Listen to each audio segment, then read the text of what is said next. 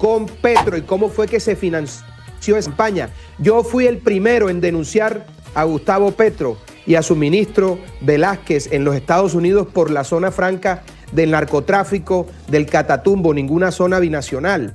Y también estoy pidiendo en esa carta que se le pregunte a Maduro, aprovechando que está bajo custodia, cómo fue que se financió la campaña de Gustavo Petro desde las guerrillas ilegales de Colombia y desde el narcorrégimen de Nicolás Maduro. El país acaba de presenciar uno de los desafíos políticos más directos y explosivos de los últimos años. Abelardo de la Espriella lanzó un reto público que dejó a Iván Cepeda contra las cuerdas, un debate cara a cara para desnudar sus posiciones sobre las FARC, el ELN, el régimen de Maduro y la influencia del petrismo en la seguridad nacional. Mientras el gobierno intenta justificar su relación con dictaduras y grupos criminales, de la Espriella advierte que Colombia está ante una elección decisiva, o se enfrenta a la expansión del narcoterrorismo, o el país cae definitivamente en el modelo venezolano. Primero, déjenme decirle que da grima, da rabia escuchar las declaraciones del pusilánime ministro de Defensa que tiene Colombia, suplicándole a los bandidos que liberen a nuestra policía y a nuestros soldados secuestrados, a los funcionarios del CTI. ¿En manos de quién estamos? De arrodillados al crimen. Qué vergüenza de ministro y ni qué decir del presidente y del resto del gabinete. Con respecto a su pregunta, es tan sencillo como esto. Miren, cuando salga Petro de la ecuación, las relaciones con los Estados Unidos se van a recomponer. Y no voy a decir aquí en Noticias Caracol que es que yo soy el único que las puede recomponer. No, cualquiera que no sea del petrismo y que defienda las ideas que defiende Petro y que además haga alianza con el narcoterrorismo y con los grupos delincuenciales, tiene las puertas abiertas en los Estados Unidos. El problema de los Estados Unidos no es con Colombia, es con Gustavo Petro y su gobierno, que han hecho absolutamente todo para dañar las relaciones. ¿Por qué han hecho todo? Porque no han fumigado los cultivos ilícitos, porque se ha desmantelado todo el programa de interdicción aérea y marítima para combatir el narcotráfico, porque hay zonas de Colombia, por ejemplo, como el departamento del Cauca, en el que domina el narcoterrorismo por completo, porque el señor Petro sube a bandidos en las ciudades a la tarima pública y los presenta como grandes señores y les promete no extraditarlos bajo la cobija mentirosa de la paz total, que es total impunidad para los delincuentes. Porque el señor Petro ha tenido relación estrecha con el régimen narcodictador de Venezuela, quien hoy, el cabecilla de ese régimen, está hoy procesado en los Estados Unidos, precisamente por su relación, entre otras cosas, con las guerrillas colombianas. Porque además el señor Petro le entregó una zona franca en el Catatumbo a Maduro y a toda esa banda criminal del Cartel de los Soles, que sí existe porque allí en el indictment, en la acusación está mencionado, le entregó una zona a todo el bandidaje FARC, ELN, para traficar drogas sin ningún control. Entonces, el problema de los Estados Unidos no es con Colombia, es con Gustavo Petro y con su gobierno, que ha hecho todo lo posible porque el narcoterrorismo, porque el narcotráfico se dispara en Colombia. Hoy estamos produciendo el 70% de la cocaína mundial y eso no es gratis, eso tiene un nombre y se llama Gustavo Petro. Sí, señor precandidato, incluso estábamos escuchando hace tan solo unos minutos al expresidente Álvaro Uribe mencionar la importancia de que el país trabaje para que regrese la asistencia que llegaba con el Plan Colombia y que se suspendió en el gobierno de Juan Manuel Santos. ¿Cómo haría usted para reactivar esa ayuda que en el pasado sirvió, por ejemplo, para asistencia militar y para todos esos asuntos que usted menciona, por ejemplo, la erradicación de cultivos ilícitos? Ahí hay un tema muy importante y es que al país no se le puede olvidar. Recuerden ustedes que el narcodictador Maduro fue garante del proceso de paz de Juan Manuel Santos y las FARC. Ahí también participó Iván Cepeda. Y fue Santos precisamente el que no aceptó que empezaran a operar las bases que nos iban a permitir la lucha frontal contra el narcotráfico. Con respecto a su pregunta puntual, 330.000 hectáreas, hay que empezar a fumigarlas ya. Y eso, lo que he propuesto en una carta que le he enviado a los Estados Unidos recientemente al gobierno de los Estados Unidos, es conformar una fuerza binacional conjunta. Todos los aviones, los helicópteros, todo está en tierra, la mayoría de nuestros helicópteros y aviones. No podemos empezar la fumigación, necesitamos que los Estados Unidos nos presten unos aviones para empezar a hacerlo. Hay una limitante legal, que es una sentencia de la Corte Constitucional. Yo he propuesto que podemos fumigar con bioherbicidas para no violentar la decisión de la Corte Constitucional, con la que yo no estoy de acuerdo, pero hay que acatar. Y para eso, por supuesto, hay que retomar el control territorial. Y eso viene de la mano de una alianza estrecha con los Estados Unidos y con el Estado de Israel, para dotar a nuestra fuerza pública de armas de primera generación, de drones, de tecnología y por supuesto de presupuesto que nos permita ampliar el pie de fuerza y retomar cuanto antes los territorios que están tomados por el crimen organizado. Eso se hace con determinación, se hace con carácter.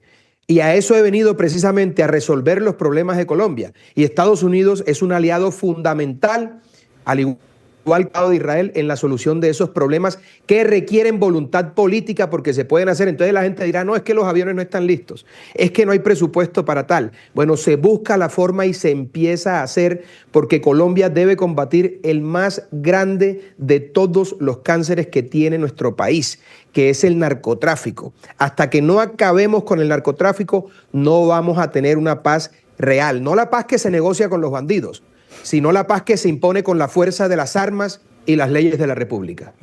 Sí, señor de la Espriella, pero al final, en este momento, continúa el régimen, continúa una dictadura. El poder en Venezuela en este momento está con su presidenta interina, que es Delcy Rodríguez. El gobierno de los Estados Unidos está, tal vez podría decirse, trabajando de la mano, o es lo que se ha percibido, con ella. Frente a eso, entonces, ¿cuál sería el paso si usted fuera presidente? Ahora, usted decía que cualquiera lo podría hacer, que usted no sería el único, pero usted también tiene canales reales y contactos para poder avanzar en esa relación. Pero claro, por supuesto que tengo muy buenas relaciones con el gobierno norteamericano, viví muchos años en los Estados Unidos.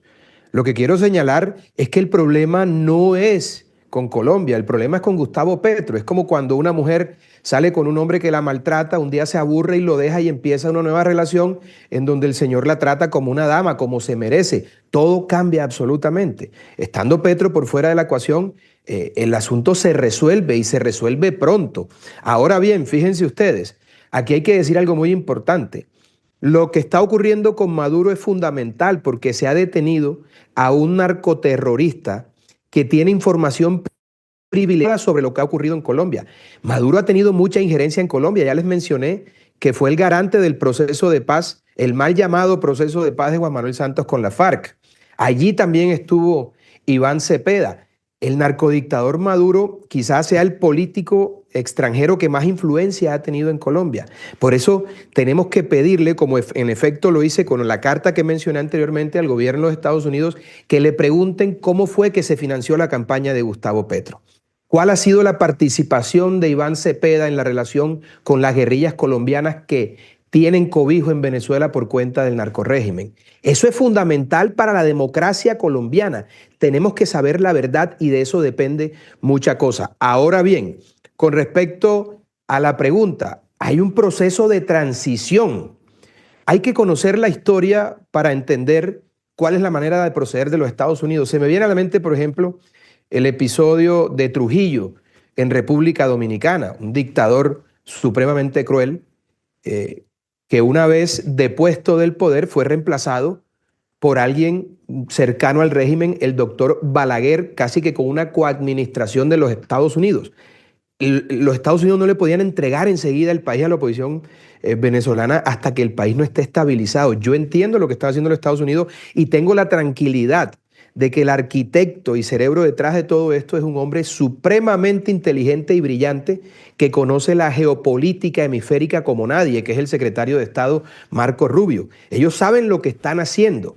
Si hubiesen entregado de manera inmediata el poder a la oposición, el país a lo mejor se incendia, que es lo que no quieren los Estados Unidos. Ahora, vamos a confiar porque lo más importante ha ocurrido y es haber sacado del poder a un dictador. Ya los otros bandidos como Diosdado Cabello, como el bandido de Vladimir Padrino y demás hierbas del pantano saben que los Estados Unidos lo pueden extraer en 4 minutos sin que se dé cuenta. Entonces, Confiemos en el diseño que han hecho los Estados Unidos, que va a ser algo muy importante para Colombia, porque el bienestar de Venezuela es el bienestar de Colombia.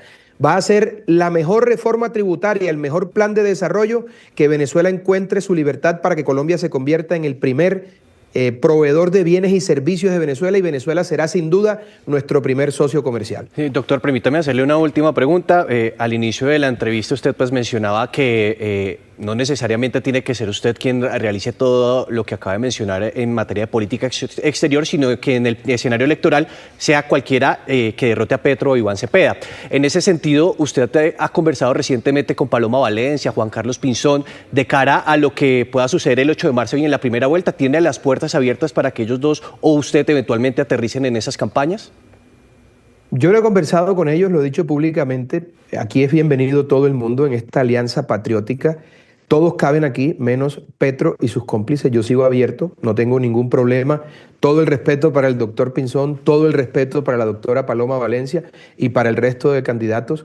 Al único enemigo que reconozco es a Petro y a su heredero Cepeda, y por supuesto a los cómplices que les han ayudado a destruir al país. Pero fíjense ustedes, aquí hay una cosa muy importante. Hoy, quienes vamos punteando en las encuestas somos el señor Cepeda y yo.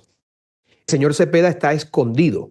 Yo aprovecho los micrófonos de Caracol para convocar a Iván Cepeda a un debate, para que le cuente de frente al país y al mundo cuál es su posición frente a las FARC, cuál es su posición frente al ELN, a la narcodictadura de Venezuela. El país tiene que saber que el heredero Cepeda pretende hacer lo mismo en Colombia, como lo ha hecho Petro, repetir ese terrible experimento de Petro y por supuesto ahondarlo, como lo sabe hacer Cepeda, que es más dogmático que Petro, para llevarnos a una Venezuela.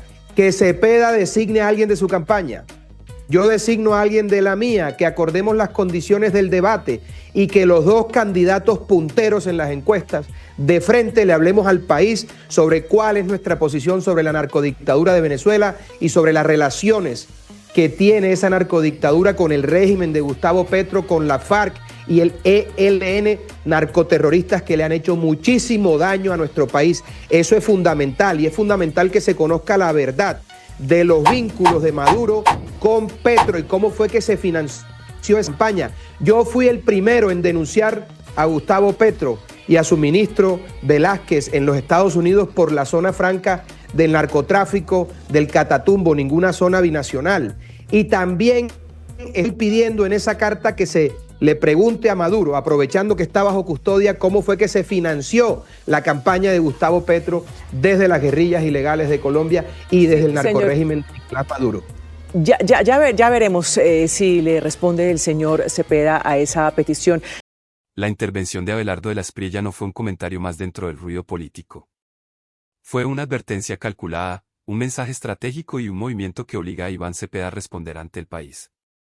El precandidato expuso, punto por punto, lo que considera el legado más peligroso del actual gobierno, el debilitamiento de las relaciones con Estados Unidos, la entrega del territorio al narcotráfico, el desmonte de la capacidad militar y la cercanía del petrismo con dictaduras como la de Nicolás Maduro. Y fue más allá. Señaló hechos que ningún otro candidato se atreve a pronunciar con claridad: el aumento histórico en la producción de cocaína, el dominio criminal sobre regiones completas, la narrativa de paz total como refugio de impunidad y la influencia de Venezuela en la política colombiana. De la Espriella no solo cuestionó la gestión de Petro, también puso en tela de juicio la responsabilidad de Cepeda en la expansión del modelo que ha desangrado a Colombia durante décadas. El desafío que lanzó no es un gesto simbólico. Es una presión pública para obligar a Cepeda a dar explicaciones sobre sus relaciones, alianzas, discursos y silencios. Un debate entre ambos no sería un ejercicio académico, sino un choque frontal entre dos visiones opuestas del país, una que apuesta por la mano dura, la alianza internacional contra el narcotráfico y el restablecimiento de la autoridad estatal, y otra que, según de la Espriella, continúa justificando, normalizando o encubriendo a quienes han sembrado violencia en Colombia. El mensaje final es claro: Colombia se encuentra en un punto de inflexión. La ciudadanía debe decidir si quiere profundizar el experimento político del petrismo o corregir el rumbo antes de que la crisis sea irreversible. El reto está hecho. El país espera respuestas. Y mientras Cepeda guarda silencio, de la Espriella ya se posiciona como el adversario más directo del proyecto político que gobierna hoy. El reloj electoral avanza y este desafío no se va a desvanecer. Queda en manos de Iván Cepeda aceptar el debate, enfrentar las acusaciones y permitir que el país escuche, sin evasivas, cuál es su propósito real para Colombia. Porque en este momento histórico, callar también es una forma de responder.